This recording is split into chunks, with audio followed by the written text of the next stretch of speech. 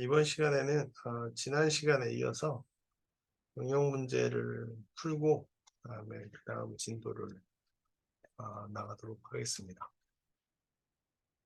여기에서는 이제 위치하고 그다음에 속도만 나왔는데 속도의 변화량을 가속도라고 합니다. 그래서 위치가 시간당 변화하는 위치량을 속도라고 그러고요. 그 다음에 시간당 변화하는 속도량을 가속도라고 합니다. 그래서 다시 한번 해보면 속도 시간당 변하는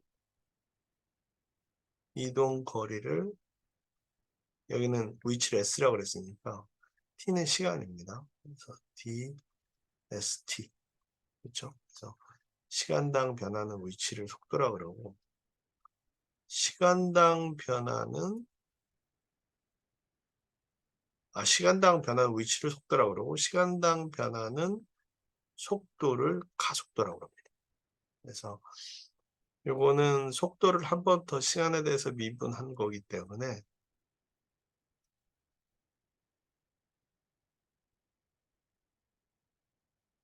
위치를 시간에 대해서 두 번 미분한 이것을 가속도라고 하게 됩니다. 그래서 시간 t에서 점 p의 위치가 처음에는 속도가 일정하다가 속도가 줄어들어서 0이 됐다. 여기는 0이겠죠. 마이너스로 간다는 얘기는 이거는 지금 1차원 평면에서 생각을 한다면 이렇게 가다가 그렇죠? 이 방향으로 가다가 거꾸로 가는 거를 마이너스 방향이라고 생각하시면 되죠. 속도가 마이너스라는 얘기는 그랬다가 다시 속도가 점점 마이너스 방향으로 걷다가 빨라지는 거죠. 빨라지다가 다시 속도가 이쪽 방향으로 0에 점점 가까이 줄어드는 거죠. 그래서 줄어들다가 딱 멈추면 여기고 다시 플러스 방향으로 가게 되면 이 방향으로 그래서 일정한 속도로 이동하게 되는 그러한 운동이 되겠습니다. 그래서 점 P의 위치 변화량은 시간 A부터 B까지 VT 이동하는 속도를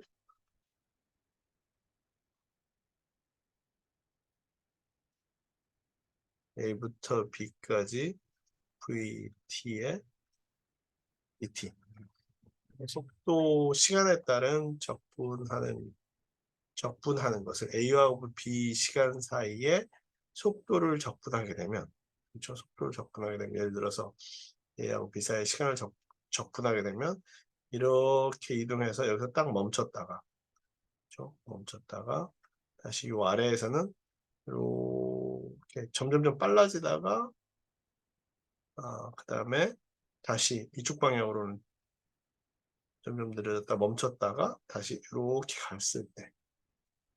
갔을 때 어느 위치에 있게 되느냐 하는 것입니다. 그래서 점 P의 위치 변화량을 초기 위치 속도 초기 위치 속도에서 초기 위치 더하기 속도의 시간에 따른 A와 B 사이의 시간에 따른 변화량을 더해주게 되면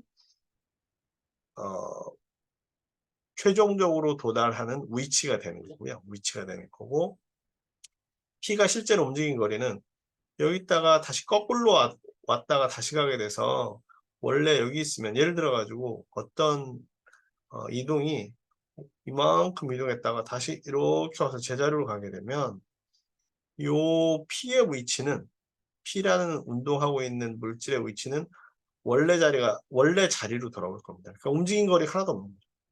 근데 실제로 움직인 거리는 이만큼 움직였고 다시 거꾸로 이만큼 움직였으니까 요거의 2배가 되는 거겠죠. 그래서 요거는 좌표상에 어디에 위치했느냐를 아는 거고 요거는 실제로 P라는 물체가 어떻게 움직일 거냐 하는 거가 를 구하는 방법이 되겠습니다. 그래서 어떤 물체가 시각 t에서 속도 vt는 t제곱 마이너스 3t 마이너스 4로 오른쪽 방향을 향해 직선 운동을 할 때 시간은 2초부터 4초 동안입니다. 이 물체의 위치 변화량을 소수 안의 숫자까지 현상을 나타내고 실제로 몇 미터 움직였는지 설명하라. 그럼 t제곱 마이너스 3t 마이너스 4부터 그림을 그려야 될 거예요. 왜냐하면 마이너스가 어느 부분인지 0이 어디가 되는지를 알아야 되니까 t의 제곱 마이너스 3t 마이너스 4 아니면 t를 뭐 x라고 놓으셔도 되는데 이 t에 대해서 그래프가 그려지는지 플랫했으면 보면 t제곱 마이너스 3t 마이너스 4인데요. 여기서 보면은 2초에서 4초, 2초는 사실 요 위치 마이너스 6인가 보네요.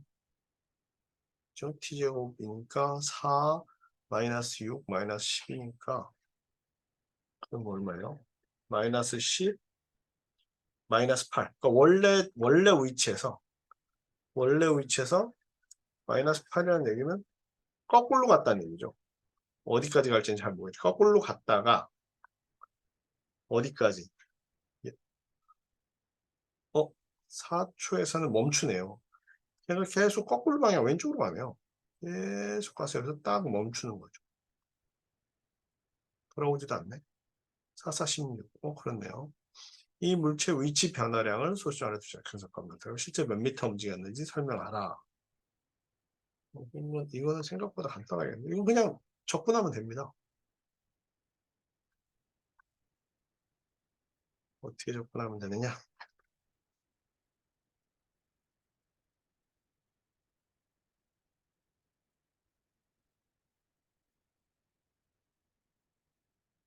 (2) 부터 4까지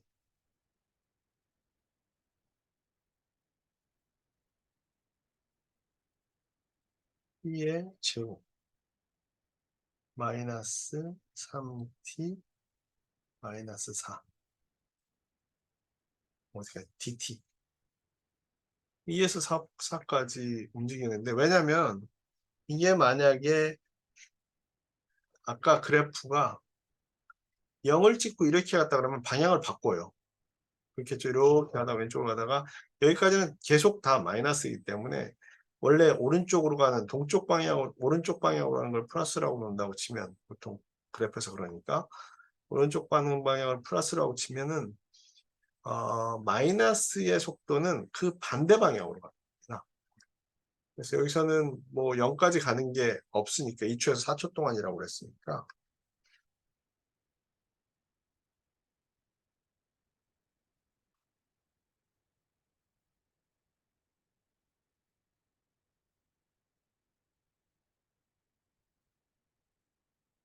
그러면은 2부터 4까지 하면 마이너스 3분의 20. 여기서부터 여기까지 요만큼의 면적, 요게 이동한 거리가 돼요. 그래서 마이너스 3분의 20, 마이너스 7.33. 예를 들어서 2초부터 6초까지다. 그렇죠? 2초부터 6초까지면 왼쪽으로 쭉 가다가 오른쪽으로 다시 돌아간 거기 때문에 저보다 더 작을 거예요. 그러니까 여기 2초, 6초 끝에 가고 굉장히 커지네요. 그러니까 이쪽에는 5초까지만 하고 있어요. 5초. 아까 4초, 4.5초? 그러면은 아까보다는 4초가 얼마였죠? 그러면 마이너스 7.333이죠. 근데 4.5초까지 하면 마이너스 6.667이죠. 그러니까 이렇게 오다가 4초에서 정지하고 반대 방향으로 이만큼 더 온 거죠. 처음에 이렇게 갔다 이렇게 오는 4.5초까지 하면 그랬을 때 실제로는 4초부터 4.5초 사이는 오른쪽으로 가기 때문에 실제로 몇 미터를 움직였느냐를 고려해 보려면 얘 같은 경우는 4초까지는 마이너스 값이니까 앞에다 마이너스를 붙여서 플러스를 만들어주고 플러스 이 똑같은 거를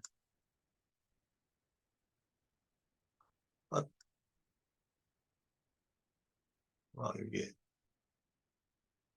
넘쳤나 봐요. 다시 하겠습니다. 울프라, 아이고, 울프라 말파.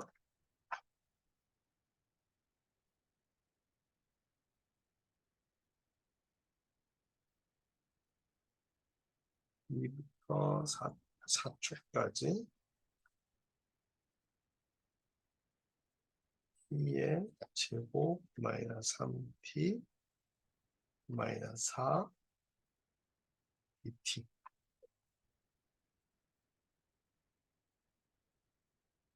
마이너스 7.333이잖아요. 여기는 마이너스라면은 실제로 움직인 거리가 될 거고 플러스 그렇죠? 어디부터? 4초부터 4.5초까지는 플러스일 거라고요. 그렇죠? 그래서 실제로 총 움직인 거리는 8.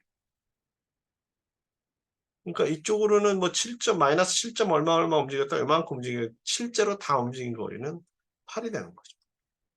그래서 어떻게 움직이느냐에 따라서 요 같은 경우도 요거 같은 경우는 이제 플러스 방향으로 움직일 테고 요만큼은 마이너스 방향으로 움직일 테고 그렇죠? 요 방향은 플러스 방향으로 움직여서 위치는 여기가 되겠으나 실제로 움직이는 이만큼 앞뒤로 왔다 갔다 하는 거죠. 이게 플러스와 마이너스의 속도에서의 의미입니다. 그래서 플러스와 마이너스는 값의 크기보다 어떤 방향성을 주는 그런 부호가 되겠죠.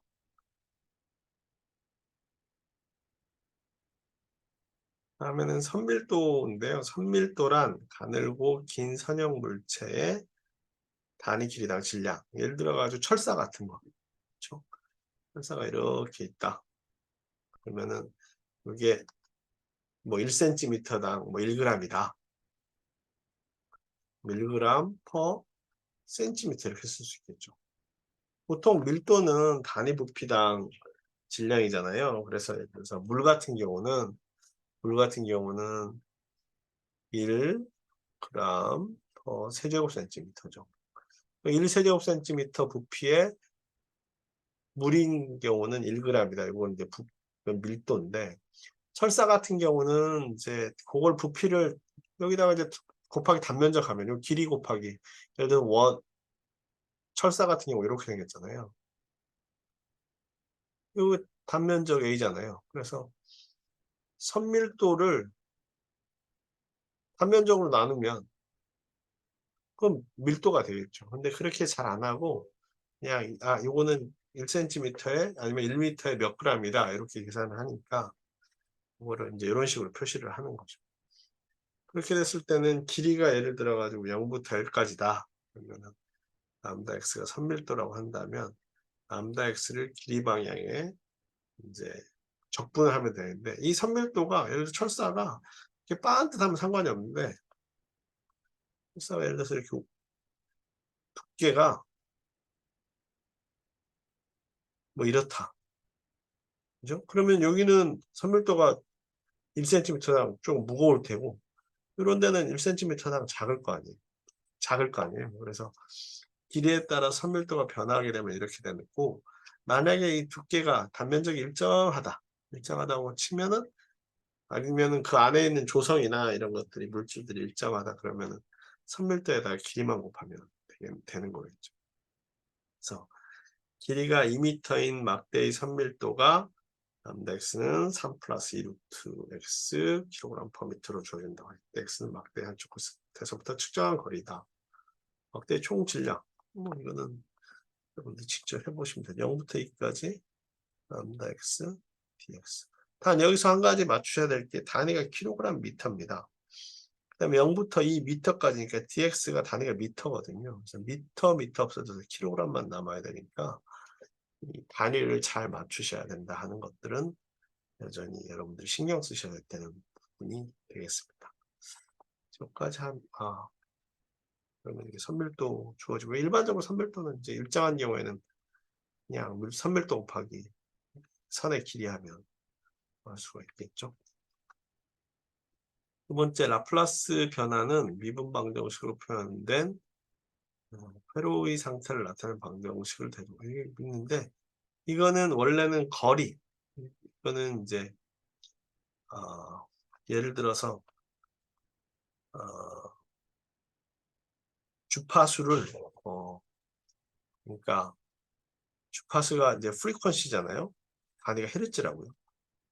헤르츠를 시간의 함수로 바꾸거나 시간의 함수를 주파수의 함수로 바꿀 수 있는 즉 이 안에 있는 요 s라는 변수를 t의 변수로 바꿔주는 함수가 됩니다. 그래서 나중에 기회가 닿으면 라플라스 변화에 대해서 할 거고 그렇지 않으면은 나중에 추후에 하도록 하겠습니다.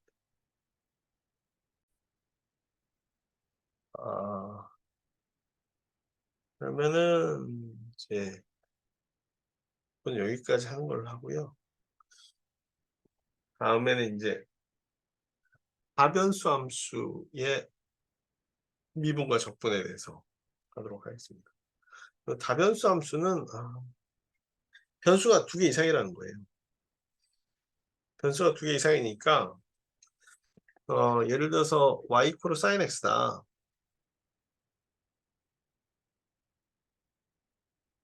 그러면 이거는 변수가 x 하나입니다. 독립변수가. x가 정해지면 y값이 자동으로 정해지니까 변수가 하나인데 예를 들어서 z는 sin x 더하기 코사인 y다. 그러면 이제 변수가 하나, 2개가 결정이 되어야 z가 이제 결정이 됩니다. 그래서 sin x하고 코사인 y가 주어진 것처럼 독립변수가 2개 이상인 함수를 다변수 함수라고 하게 됩니다. 그래서 다변수 함수의 미분과 적분은 이제까지는 변수가 하나만 주어졌을 텐데 이제부터는 변수가 2개 이상. 그래서 그래프를 그리면 이제 3차원 그래프가 되는 겁니다. 그래서 한 가지 보면은 실제로 한번 보면서 하죠. 다변수 함수가 뭔지, 편도 함수가 뭔지 그런 것들에 대해서 하겠고요. 적분도 이제 변수가 2개니까 적분을 한 번만 하는 게 아니라 이제 2번 하게 되는 그런 것들이 되겠습니다. 학습 목표는 다변수 함수의 개념을 명확하게 이해를 할 필요가 있고 다변수 함수는 이제 변수가 2개니까 그래프를 그리면 이제 3차원 공간에서 그래프가 나오요. 예를 들어서 플롯 y는 sin x라고 하면 이제까지 보셨는데 z는 sin x라고 하면 보셨는데 코사인 y까지 그렇죠? x를 마이너스 파이부터 마이너스 2파이부터 2파이까지 y를 마이너스 2파이부터 2파이까지 그렇죠? 이건 위에서 본 그림이고 컨투어 프로젝션 등고선 같은 거죠. 이게 그래프입니다. 그래서 x축과 y축과 z축 그래서 3차원 그래프가 되는 거죠. 이변수 함수일 때는. 변수가 3개일 수도 있고 4개일 수도 있죠. 예를 들어서 우리가 물건을 만드는데 가격을 결정하는 중요한 변수로 그렇죠. 가격을 결정하는 중요한 변수로 임금이 있을 수 있고 그렇죠. 임금이 있을 수 있고 그다음에 장비 물건을 만들기 위한 장비에 대한 가격이 있을 수 있고 또 하나는 임금, 장비, 재료비, 운송료 그러니까 변수들이 여러 개인 식으로 제품 가격이 결정 마진 그렇죠? 그런 것들을 정해지는 거니까 꼭 우리가 이런 3차원 공간이나 이런 걸 떠나서 여러 가지 변수에서 결정되는 걸 우리가 다변수 함수라고 하게 됩니다. 그래서 다변수 함수를 보는데 대부분 다 이제 물리적인 거에서는 변수가 2개인 이변수 함수로 우리가 생각을 하겠죠. 이 변수 함수는 변수가 두 개란 이야기죠. 두 개의 독립 변수 x와 y를 단 하나의 실수 z에 대응하는 규칙을 z는 f, x, y다. 나타내고 f를 이변수 함수라고 하고 이때 z를 종속 변수. 그 변수 하나인 것도 함수 똑같습니다. y는 fx다. sin x처럼. 그러면 x가 독립 변수고요. y가 x에 따라서 결정되는 종속 변수입니다. 변수는 변하는 수예요. 베어리어블이라는. 그래서 여기서는 보면 x하고 y가 독립 변수고요.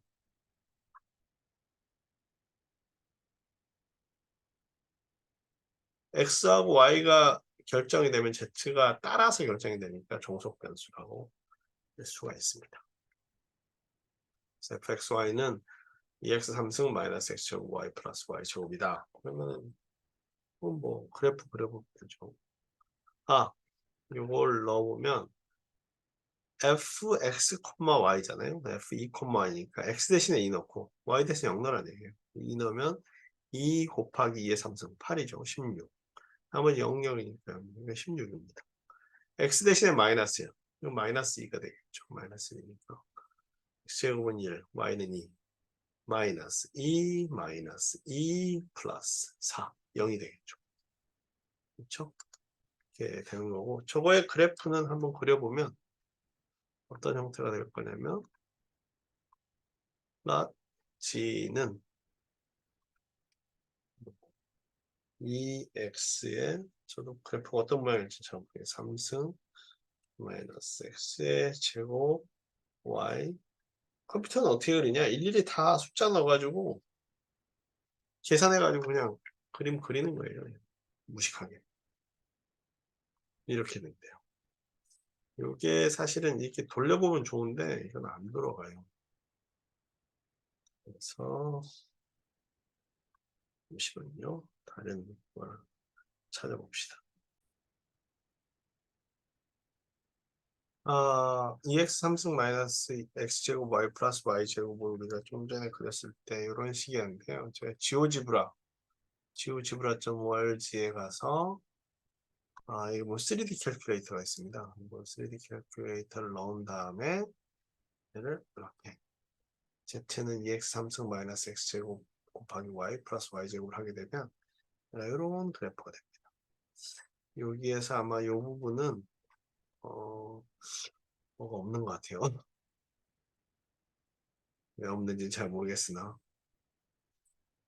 급격하게 변해서 그러나 하여튼 이런 그래프 형태가 나타나게 됩니다. 그래서 sin x 곱하기 y 지금 뭐 해봅시다. sin x 곱하기 코사인 y 그러면 이렇게 우리가 아까 위에서 본 것처럼 그렇죠?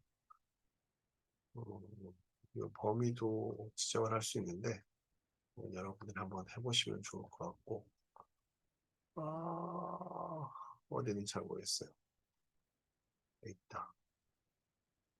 x를 뭐 마이너스 10부터 10까지 y를 마이너스 2부터 10까지 아니다. 마이너스 10부터 10까지 마이너스 2부터 그리고 마이너스 23이더라. 2부터 2까지 이렇게 되면 이렇게 되는 거죠. 그렇죠? 그래서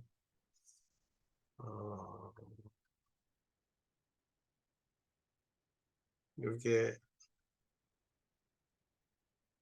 어떤 모양으로 되어 있는지를 우리가 3차원적으로 돌려가면서 볼 수 있거든요. 그래서 이런 소프트웨어 대표적인 게 지오지브라하고 데스모스가 있는데 뭐 많이는 안 써서 필요할 때만 이렇게 여러분들 혹시 관심 있으시면 geogebra.org에 여기 보면 캘큘레이터 하면 2차원 그리는 거고요. 2차원 그리는 거고 3차원은 3D 캘큘레이터. 카스 캘큘레이터는 이거는 이제 나중에 미분 방정식 풀고 뭐 하는 거 그런 겁니다. 그래프네요. 그래서 2차원에서 하는 거, 3차원에서 하는 거를 여러분 하실 수 있을 것 같고요. calculate suite. 여기 있네요. calculate suite에 가셔서 요거를 조절하시면 되고요. 하고 가스하고. 근데 대부분은 다 이 울프란 말파가 좋은데 얘가 이게 돌아가지가 않아요. 그렇죠? 그래서 그런 부분들은 다른 소프트웨어에서 한번 찾아보시면 될 것 같고요. XY가 실수일 때 다음 이 변수의 정의역을 구하시오. 정의역 구하라는 얘기는 요 fx, y, 즉 z값이 이걸 z로 표시할 수도 있거든요. z로 표시할 수도 있으니까 이게 z라고 한다면 분모가 0이 되면 안 되잖아요. x는 마이너스 y가 되면 안 되죠. x가 마이너스 y가 되면 분모가 0이니까. 요거는 x 마이너스 2y가 여기 실수 범위 다 여기서는 실수 범위니까 얘가 루트 안에 있는 x 마이너스 2y가 0보다 크거나 같아야 되는 거죠. 그래서 x는 2y보다 항상 크거나 같아야 된다. 그래야만 얘가 값이 존재를 하게 됩니다. 그래서 이것도 한번 그래프를 그려보면 그래프를 그려보는 게 눈에 되게 직관적으로 잘 들어와요. x-y 나누기 슬래시 하시면 돼요. 슬래시 x 플러스 y. 슬래시는 어디냐면은 쉬프트 키 옆에 물음표 밑에 센터 치시면 뭐 좀 복잡하네 모양이 그렇죠?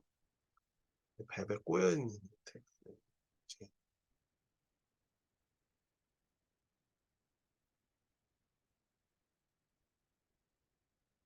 그 다음에 루트 뭐 g는 루트를 SQRT라고 쓰기도 하거든요. x-y 이거 자동으로 g는 x-y는 여기 요색 보라색 이거는 이제 z가 마이너스 값을 가질 수는 없죠. 그 다음에 여기 x하고 2y가 같은 요 라인을 따라서 z는 무조건 0이 되니까 이런 식이 될 것 같습니다.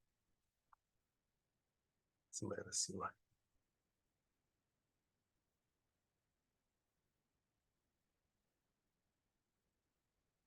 다음에 이제 이변수 함수의 그래프를 그리면 일단은 변수가 두 개니까 그렇죠? x, y 변수가 두 개니까 z는 1-x-y 하면 항상 보면은 아까 좀 전에 그림 보신 것처럼 면이 됩니다. 면. 그러면은 2차원 그래프에서 선은 없느냐? 선도 있죠. x는 y는 z. 그렇죠? 요거죠. 그렇죠? 이게 x는 y는 z의 그래프입니다. 그러니까 일반적으로 z는 뭐 함수 fx, y 이런 그림은 다 면이 되고 뭐 예를 들어서 x-2 가로쳐야 되겠다. x-2 나누기 3은 y-1은 뭐 2z-1 나누기 3 이런 것들은 요거니까 저는 요겁니다. 되게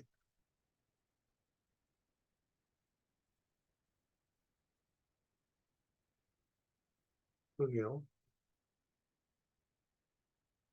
y-a라고 썼나요? y-a라고 썼나요? a가 아니라 a. 그렇죠. 잘못 썼었던 것 같아. 그래서 요 같은 경우는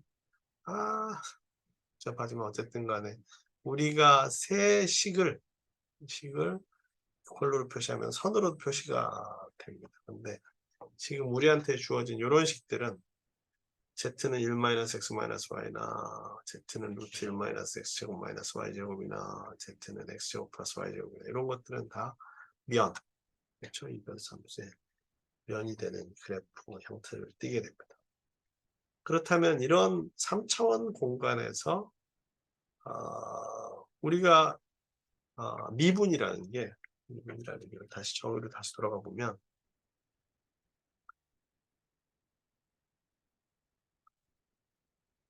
y는 x는 sin x다. 그렇죠?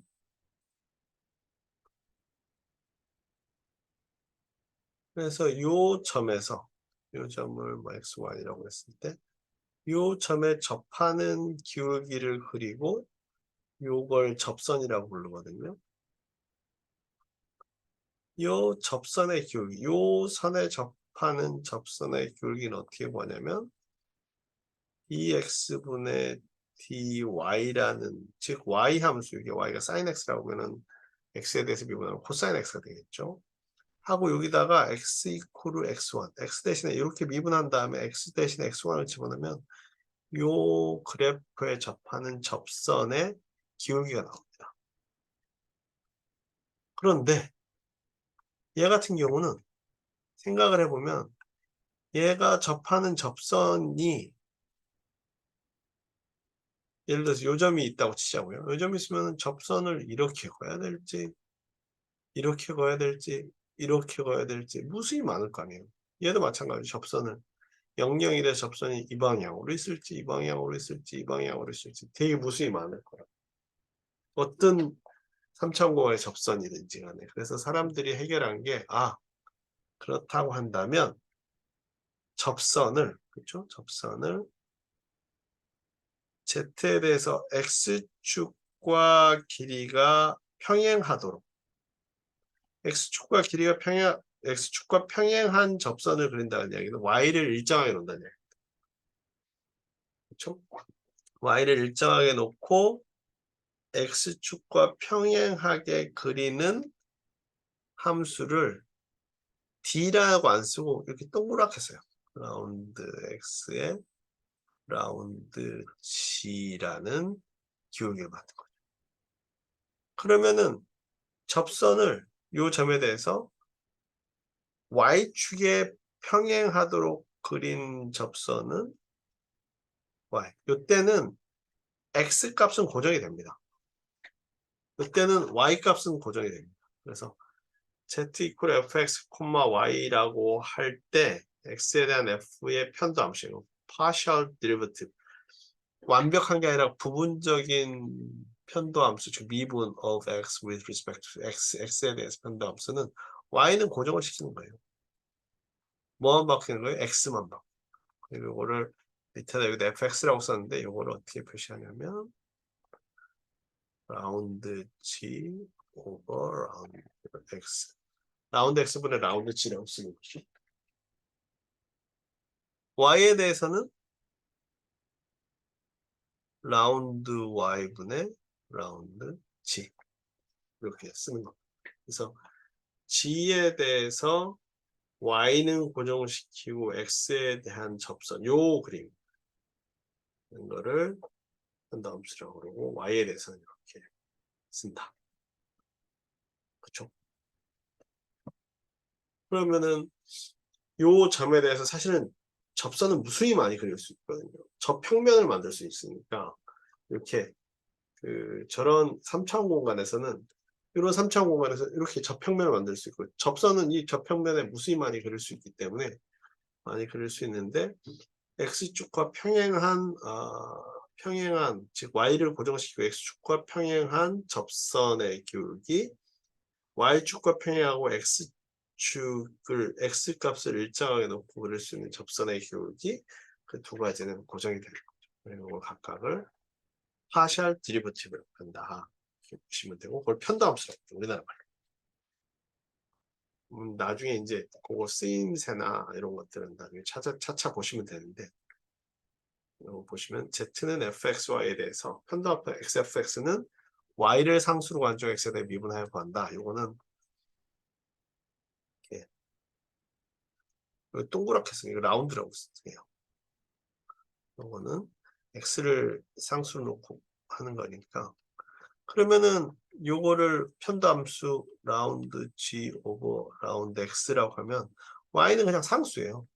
상수는 미분하면 0이잖아요. 그렇죠? x제곱 미분하면 2x. 상수는 미분하면 0. y는 3은 y에 대해서 상수니까 0. x도 y에 대해서는 상수로 가정하는 거죠. 0 마이너스 5 y죠. 그러면은 편도함수가 어디 있느냐? 이렇게 해서. 그렇죠? 여기 있죠. 요거는 우리가 이제 디리버티브, 그러니까 미분함수인데 변수 하나일 때 이렇게 바짝 D자를 쓰는데 얘는 이렇게 그래서 요거를 싹 지우고 3 플러스 x제곱 마이너스 y 이렇게 한 다음에 요걸 x에 대해서 그렇죠? 그리고 x 3 플러스 x의 제곱 마이너스 y의 5죠. 그러면은 2x가 나오는 거죠. 2x가. 그리고 요 2x의 의미는 다시 앞으로 갈게요. 요 2x의 의미는 뭐냐? 요 점들을 따라 x점을 따라 x가 변할 때 요 점들의 각 점에서의 기울기가 0일 때는 0, 1일 때는 2, 3일 때는 6 이렇게 된다. 아까 그 그래프는 아니니까. 그렇죠? 이것도 마찬가지로 구할 수가 있습니다. 그래서 여러분들이 한번 근데 나중에 편도함수는 굉장히 중요해요. 변수들이 여러 개 있는 함수들이 되게 많거든요. x, y, z는 이제 변수가 3개죠. 3개도 마찬가지예요. 나머지 2개는 다 뭘 상수를 놓으시면 됩니다. 라운드 w, 라운드 x는 y하고 z는 상수 놓으면 되니까 4x의 3승. 이것도 마찬가지죠.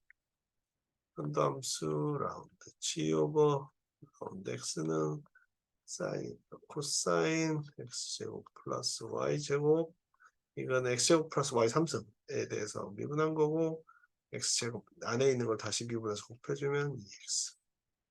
요거는 안 되신 분들은 저기 뭐야 올프람 알파를 해서 쓰시면 됩니다. 이게 편도함수는 미분을 2번 하는 거죠.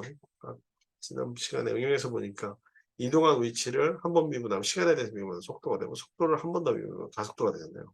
시간에서 2번 미분했잖아요. 이건 x축에 대해서 x에 대해서 2번 미분한 거. 이건 x에 대해서 한 번 미분하고 다시 y에 대해서 한 번. 이건 y에 대해서 미분하고 x에 대해서. 2번하고 3번은 같습니다. 이거는 y에 대해서 한 번 미분하고 y에 대해서 한 번 더 미분. 그렇죠? 이거는 다음 시간에 하도록 하겠습니다. 그래서 이번 시간에는 여기까지 하도록 하겠습니다. 다음 시간에 이게 편도함수와 고개 편도함수에 대해서 이야기하고 전미분은 이제 3차원 입체에서 어떻게 되는지 한번 다음 시간에 보도록 하겠습니다. 감사합니다.